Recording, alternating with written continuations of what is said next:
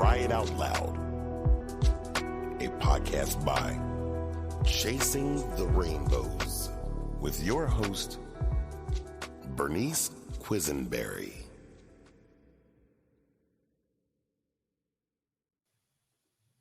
On this week's podcast episode, we are doing body shaming out loud, and it's with Bre and Bee. Hey, Bre. Hello. How are you? Doing good. How are you doing? Doing good. I'm so glad that you could join us today and we thanks can for talk about this. Absolutely. For our listeners and everybody. So, something that I went through after losing Brooke was like my body and what I was left with, but it was also during the whole experience too of her traumatic birth and what that looked like. Mhm. And, just with my body. And it's something that isn't shared enough or talked about out loud. But things that, is brought up during our daily support groups and our other services that us survivors do go through or can go through. Some might not, but it's something that just needs to be shared, I feel like. Yeah, I think we talk about grieving the loss of our baby and stuff, but there's a whole other aspect of this that isn't talked about, like you said, and that's the grieving the loss of our bodies and, and how our bodies responded and how what we're left with our bodies and how do we move forward from that and everything surrounding that. And it's a whole nother layer in the onion of grief that just isn't talked about. Exactly right. And it's those secondary losses, right? Yeah. So, and really this to me was almost like part of my identity that it felt like, was in question during it because I didn't recognize the person that I was. Yeah. And from on so many levels, right? After we lost our babies, but just to go back a little bit, it was even during. So, we experienced a miscarriage and then we experienced losing Brooke. And it's like my body failed me is what I felt like. And no one really talks about that because they always want to find like it wasn't your fault, wasn't your fault. But realistically, though, I don't feel like that and I don't think like that. I have all these thoughts and feelings going through my, my mind and overwhelming that, I really do need to share them out loud and talk about it. Yeah, it's important to do that because I think we all experience. I mean, I did. I can't speak for everybody, but I had those same feelings too, Right. and the guilt that comes with that. So I do think it's important that it's something that we speak out loud. It really is. And it's like, so our bodies biologically, as women are supposed to carry babies, right? Yeah. And to term and then have a easy delivery is what it feels like in society, especially after baby loss. Because that's all I'm seeing, I feel like. But Right. and then like, having a healthy baby and just living this glamorous life, right? And unfortunately, 25% of the time pregnancies end in loss. And so, when like trying to conceive doesn't equal a baby, when pregnancy doesn't equal a baby, when delivery doesn't equal a baby, when all these things don't equal a baby, I could not help but feel like from like society and others, especially seeing social media fakeness and all that like my body could not do the one thing it was supposed to do, which was keep the baby safe in the womb until 40 weeks and then deliver her. And it was so difficult. Yeah, I know. When I had our first miscarriage, so we had a blighted ovum. This was in March of 2013. And I remember, so a blighted ovum is basically where the sac forms, but the baby never grows. And I remember thinking like, and this was my first miscarriage. And I remember thinking like, what is wrong with my body? And like, why did a baby not form? And how is that possible that a sac grows? And like, I just remember feeling like there was something wrong with me. And then the fear of, oh my gosh, what if my body doesn't know what to do? Like you start going down this rabbit hole of, okay, if I get pregnant again, is this going to happen again? Because my body responded this way one time.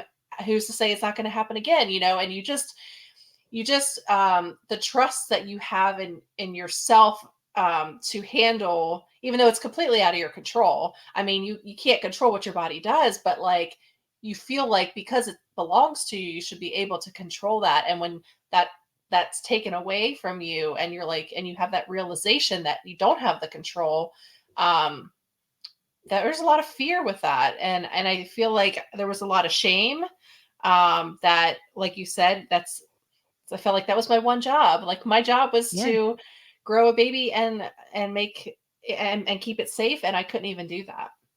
exactly. And it should just come natural, right? It's Yeah. like those shutting all over yourself kind of situations and moments. But Hmm. that's really what does creep in during this because I start to feel horrible about myself, Yep. my body, because it's not responding how I'm mentally thinking and wanting things to go. And when we don't have that control, when we're feeling so out of control, in these moments of, these tragic, traumatic moments of losing our baby, it is all of that. And it's really hard to actually think like, can my body or can I ever trust again my body to do or go through a pregnancy on the other side, come out with a Yeah. healthy pregnancy, especially if you want to get pregnant after loss. And it Yeah. is so, it's difficult and you're living through the triggers again of Yes. everything that you feared by getting pregnant after loss and those kind of things. But it's feeling that guilt, shame, and blame Yeah. at And your you're not. body. Yes. Exactly. Right. Exactly. And it's like you're not just you're not just seeing the physical ramifications of the loss and the pregnancy that was, but like you have this mental hurdle to overcome about trusting yourself and your body. Yeah. And it's people also asking, like, when you do go through a loss or, a miscarriage, things like that, like, what happened? Or why Hmm. did it happen? And, it's all horrific. It's all traumatic. And, saying that it was a chemical pregnancy or genetic disorder, ectopic molar, Yeah. blighted ovum, whatever the case is, these are all scientific terms, but in the end, we still lost our babies.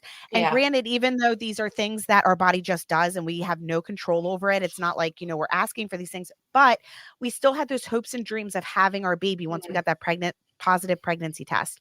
Yeah. And it is not helpful to know, that these causes, right? Because in the end, we're still grieving the loss of our baby. Hmm. And we still, in my opinion, I felt like my body still failed me, Yeah. regardless of the diagnoses or what happened, And Yeah. I still have to go through and feel these feels because if Yep. not, the only way, through different thoughts and processing it is really talking it out loud or saying Hmm. it and getting it out and just feeling some sense of connection, validation, and being heard and seen from others who get it.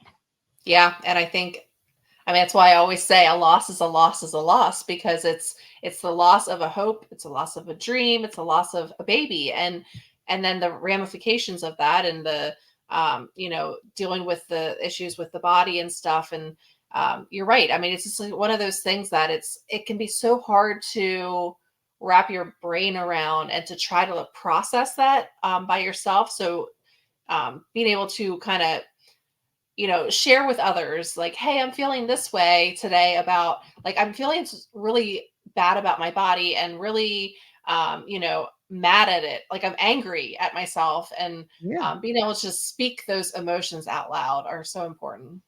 Yeah, absolutely. And, that takes us into then, you know, after we do experience the loss, like the body that we're left with Mm, afterwards. So in the situation with Brooke, I was 28 weeks pregnant. So I was left with this postpartum body that had a mm-hmm. C-section mark now, right? And I had to go through surgery. I have these stretch marks. I have this weight gain. I have my nursing boobs, Yep. and no baby to show for it. Yeah. And that to me, and it's not from a superficial aspect or anything. It's not Mhm. that. It's just a constant reminder as I look in the mirror Yeah. that this is all I'm left with. I don't have what this was meant to be for with Yeah. me here physically. Yeah. And to really like love my body again or have any kind of confidence behind it with all of these events, right? Like the body failing during pregnancy and her being born early. And then also what was left after, it just was so hard to come to terms with It's for so me. hard. Yeah, no, I agree with you. I mean, it's it's hard when women give birth to a baby, a healthy baby. They Yeah. struggle with um their Part up. postpartum bodies, and Yeah. that's hard enough. But then to experience that and not have the reward that came with that, is it's not just physically hard, it's mentally hard. And I think, I really struggled with that. I know with our two stillbirths, in particular, I really struggled with that. Now with Emma, my milk did come in a little bit. It wasn't a lot like it would have been if it was full term. Um, but I remember being in the shower and like my milk, there was Yeah. milk, and I just cried because I'm like, this is just another reminder of what should have been right now. And you're right, like the stretch marks and the weight gain, and you're just left feeling completely defeated, and and you don't have that baby to hold. It just seems so unfair. Yeah, and I felt like I was so disconnected and disassociated with my body. Mm, Like the way I was feeling mentally and like emotionally and things like that. And then to like physically just have this, mm, like and so my arms ached really bad too after we lost Brooke. And like I carried around a cuddle cup that was weighted. mm, Um, that's a physical being too that like, happens to us after we lose a baby because a mother just wants to hold their baby in their arms. yeah. And so it's all of those things. So nothing feels right. Like everything Mm, just kind of feels out of place. yes. And a- and it's so hard because it just all doesn't make sense. Like Yes. it's almost like there's like I said, that disassociation between everything and like one thing's out of place, it's all out of place. Absolutely. No, I totally agree with you. Like everything just felt disconnected and just weird and like off, and it's hard to describe, but it's just like it's like my mental being, my emotional being, and my physical being were all like not connected and in this Yes. weird, like not in sync, you know. Yes. It's a strange feeling. Yeah, it's like they fought each other. Like Yes. they were like enemies and like, Yeah. running away from each other and then it was Yeah. causing all this. Yep. Cuz that's really what it felt like. And Mhm. to be left with, so just to talk about, I pumped for 5.5 weeks with Brooke, because she was in the NICU and she was getting breast milk. And so, leaving the NICU empty armed, after she passed and stuff, it was like, what do I do with this milk? And I had Mm, this huge supply of milk, which I was very grateful for. But also, I took home all this supply of milk and it was like, what do I do with all this? One, I don't want to waste it because, this was like hard earned. It was like, and also I really connected because that was, Brooke's milk. It was meant for yeah. her. And I Yeah. couldn't donate it because if you donate milk, you have to be able to test it and get approved ahead of time. And then you need to swab Mhm. each thing beforehand. And then you pump and then can donate. So that was out because this milk was already there. But then also the act of having the pump so I didn't get an infection or anything else because my milk was really in, at that point. Yeah. It was so difficult because it was like that every 4 hours, that constant reminder. Now, I cut my supply as quick as possible, and that was Yeah. my decision because I just couldn't go on doing it. Yeah. I know some survivors then do jump into wanting to donate and, pump for as long as they were going to and, donate that milk, which is so beautiful. I just couldn't get there mentally. And for me, it was more like I didn't want to have to explain my story to people by donating breast milk. Mm, That I don't have my baby here anymore. And she died of neck. And for me, I kept also associating, necrotizing enterinitis, her bowel dying off with my breast milk. And I don't know why, but I just, mm, and I did that for a while. So like also I was like, I feel like there's something wrong with me. And went back to all that. Like I did something, like I'm to blame for this. And that all fuels our trauma, with loss. yeah. So like it does. And I'm like, my breast milk failed, her, failed me, like Mm, failed everything. And why would I give that to someone else, if that makes sense? And oh, during the that makes, time I couldn't yeah. explain it. Yeah. Yeah. No, I mean, I completely get what you're saying. And I hear you. Like, I think that's, I can understand why you felt that way, and how that milk, to let it dry up as soon as possible was the best Yeah. thing for you, mentally and emotionally at that stage. Like that's what you had to do. And I think that's important to remember, that it's important not to judge people with how they handle their grief and the choices Yeah. that they make. So looking at you and what the choice that you made, I think, um just being understanding of people's situations, and they have to do what's best for them in that moment. And Yes. I think it's really important to not judge others about that. I know, and I think, like you said, everybody's journey is different. Everybody's different Yeah. how they handle things, and we don't know what we don't know until we're going through it, and this Yep. was a whole new experience, having to plan her funeral, having to plan cremation or Mhm. burial, having to think about her end of life, like what that looked like, and all of these things that you don't plan to do, and then it's like things like this, like you are just trying you're in survival mode, Yeah. especially those first couple weeks, and just trying to figure out your bearings, and, like, one more thing on top of it, it's like, I don't know, in this moment, this is what feels right, and I just have to go with it, and Yep. realistically, there's not a lot of time to think about it because Mhm. especially with, breast milk, because you only have a couple hours and it comes in, and then, like, what are you Yeah. gonna do about it? Yeah. Um, and so, yeah, and I know it, but it is hard because looking back, the woulda, coulda, shouldas Yep. sometimes will eat you alive, but remembering to live in that moment, that in Yeah. that moment, that was the right thing to do Yep. for yourself mentally, physically, emotionally. So you know what? It I accept it and I'm okay with it. And I'm just, Yeah. okay, that was just a stepping stone. And now I can share with other survivors. So if they are Yeah. going through it, they can make their decision, educated decision. They can do whatever makes them feel the best in that moment because nothing's going to feel right or the No. best, right? No. But if you can Yeah. make the best decision for yourself by listening or hearing other stories and finding your own way, especially Mhm. in those moments when you feel like you're so alone and Mhm. isolated, it was crucial for me to kind of navigate that and try to figure it out.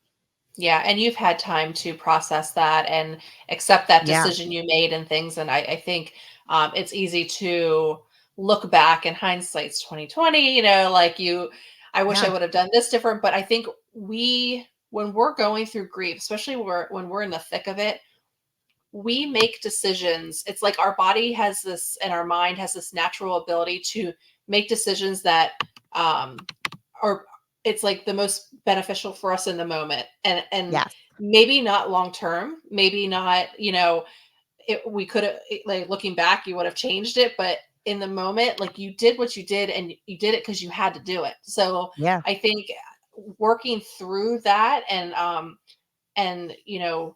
trusting that you made the right decision, is something you have to process, and it takes time, and speaking it to others, and working through those emotions, because that doesn't always come naturally, and I think questioning yourself is very normal. um, so I just think it's important to talk about it, and it sounds like that's something you have done and worked through. Absolutely. And I think also too, like you said about the questioning, right? So after loss in general, you do question everything or, every aspect, at least I did, right? And in your Yeah. life, and you can or don't, but there are things, and then like, can I trust this? Can I trust that? And then knowing if you can or can't. Mm, And one of those, the big part of that is, can I trust the decisions that I'm making? And also, can I trust myself? mm, Especially after, we feel like our bodies failed and all those things. Like, to me, sometimes I went to like worst case scenario, my body failed at this. Is it going to fail at something else? yeah. Or am I going to is there something else majorly wrong with me that they're not seeing or that Yes. caused this? And you go down those rabbit holes too, which are valid because Hmm. we just lived through, you know, a horrific, traumatic event of around losing our baby. Yeah. And so it's all of those things all time. And it's like, if my body could do that, then it will do this. Yeah. And it's hard not to think that way. Yeah, I definitely did the same thing, and I know, when I really struggled with that. So after we lost Landon, um, I I really struggled with secondary infertility after him, and I really we had multiple losses after him, first trimester losses, and I just remember feeling like there had to have been something wrong because with the blighted ovum, like I kept going back to the blighted ovum and how my body failed me with that. And like, it's hard not to go down that hole of like, well, then there's got to be something else wrong. And I remember they ran all these tests and like everything seemed fine. Hormones were fine. You know, like I wasn't getting an answer, but I knew something was wrong. And I did end up having fibroids, and I had a huge fibroid that like literally divided my uterus into two halves. Like it was, the doctor said, the biggest fibroid he's ever seen. And you know, but then it's like, okay, well, my body responded with fibroids. Like what else what else is wrong? Like what, you know, and like it can go into even beyond pregnancies. Like you start questioning other aspects of your health, and like, what's my body going to do and react to this situation? And is it going to be able to handle it? And like, it's almost like you lose that trust. It's like when you lose trust with a partner, it's hard to get it back. You have to like work at it. It's the same thing with your body. You lose trust in your body, and like, it takes a lot of therapy and talking it through to earn that trust back with yourself again. Oh, yeah. And same, you know, with the cysts and fibroids, you know, it caused a lot of, from surgeries and things like that, caused a lot of secondary infertility for us to get pregnant with Brooke. And I had to go through surgeries, you know, and shot, like just different things. And it's like, you know, like I said, you know, our bodies are destined to do this. And when trying to conceive, when trying to get pregnant isn't easy for you, and you have to track and do all these things. And then, you know, to go through, you know, that's a loss in and of itself, is fertility loss. And then having to then go through, you know, baby loss and all of that. It's just all associated with your body. And it's like, okay, well, if those things can happen, and the journey that we were on, because of how, like for us, you know, it was 2 years of all this together. And it just felt like, oh my goodness, is this going to stop? Like, when is this going to stop? Or what's my body going to do next? Because that was what I was so used to with it happening that whole time. Nope. I was the same way. I mean, we had a span of 5 years and we had six losses and infertility in that 5 years. And it was like this, it was the same thing. It was just like this whirlwind of like my body failing over and over and over again. And it's hard to process that. It really is. And, you know, so after the dust settled, I would say, right? Like with like me feeling like, okay, I can start to focus now on getting my confidence back in my body and like really working on that. Because at first I was really focused on, you know, talking it through with other survivors, talking it through with a therapist, like, okay, the loss itself, right? And the events around it, you know, not just one, you know, the traumatic birth of Brooke unexpectedly and quickly, to the NICU life and that, you know, constant, you know, journey, and then processing losing her. And it was those things. Then it was like, okay, I really need to start working on my self-image again, and that association and like that blame, shame, all that. So, and I started to really process it. Like I had to use positive self-affirmations, you know, and I had to put it on the mirror in my bathroom, and the long mirror that showed my whole body, like that I am enough, that I'm beautiful. Like it is that simple of terms or whatever you want to, but it's just reminding you. And like, also I had to remind myself too, what I did was beautiful, you know, carried a baby and had Brooke, you know, and wouldn't give that up for the world. Right. And still love her. And it's like, okay, I have to be okay now with my body again, and start to trust and love it again. And so like really working through those things. And I think having a supportive partner was very helpful in those moments too. And then also, you know, I was able to like start walking again, do some yoga, like, you know, just get out, run a little bit, because that was my form of meditation. And just like starting to almost feel like myself again too kind of helped, where, you know, I was getting back like a little further away, you know, from having Brooke, that like I started to feel a little more confident in myself again. But it was processing all of it. It was doing those positive self-affirmations, doing the journaling, doing my running as daily meditation, and really talking about it with others who got it, or at least would sit there and listen to me. Yeah. I think, you know, just like with the analogy of, you know, with a partner, when you're struggling in your marriage or your partnership, like, what do? You seek out therapy and you spend time together. And like, those are just two aspects of it. And like, I feel like it's the same with our body. Like, that's what I did. I I I sought therapy in working out, and I spent time with myself, and just like, it's almost like getting to know yourself again, because you've changed, Yes. you're different, you're a whole different person now. So I think for me, getting back into the gym and exercising was a huge turning point for me, where I started to like get in sync with my body again. And just Yes. spending time with just me and my body. Like, it just sounds so weird because you're in your body No, all the but time, it's but right. like, it's Yeah. intentional. And Yes. I think that's a huge part that really allowed me to stop body shaming myself and to trust myself again. Absolutely. And I felt like I was so in tuned and intuitive with my body Mm. prior to everything because, well, one, with secondary infertility, you really do learn your body and you're tracking everything. You understand your cycle. You're really learning a lot about yourself. But even prior to that, I ran marathons and stuff. So, like, I was really in tune with my body, like, Mm. and when it was craving something, I knew it was craving it because there was like a lack of nutrient that I, needed or whatever the case was. But I really knew myself. And then to go from that to feel like I don't know anything about myself or my body and I Yeah. have no control over this was very difficult. And from feeling so out of control during all of the, trauma with losing Brooke to then going back and like, okay, I need to trust myself. You're so right. Like sitting with myself, spending time, I consciously was seeking out like yoga, meditation, Hmm. like, doing these things for my body to start to feel that sense of connection again. And it Yeah. did. It just took a while, Yeah. but talking about it with people that get it too was so Yep. important. And getting ideas too. I mean, it helps you to get Yeah. ideas. Like, what did you do to get yourself feeling back to, Yeah. not back to normal, but like more like yourself again? And yeah, just connecting with others and getting those ideas and perspectives are important. Yeah. It completely is. Absolutely. So oh, well, thank you so much for today, Bre. Appreciate having you on here Of and talking course. about this. Any ideas that survivors have around this topic, please share them with us. We love to hear from you. Also, any topics in the future that you guys would like to hear about on our podcast, make sure you write in about it so we can either get a guest on or we can address any of the topics that you guys would like to hear.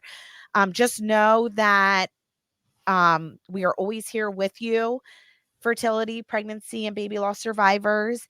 And please follow and subscribe to our podcast to help us reach more fellow survivors and to unite all together. So thanks again, Bre, for being on. Thanks for listening.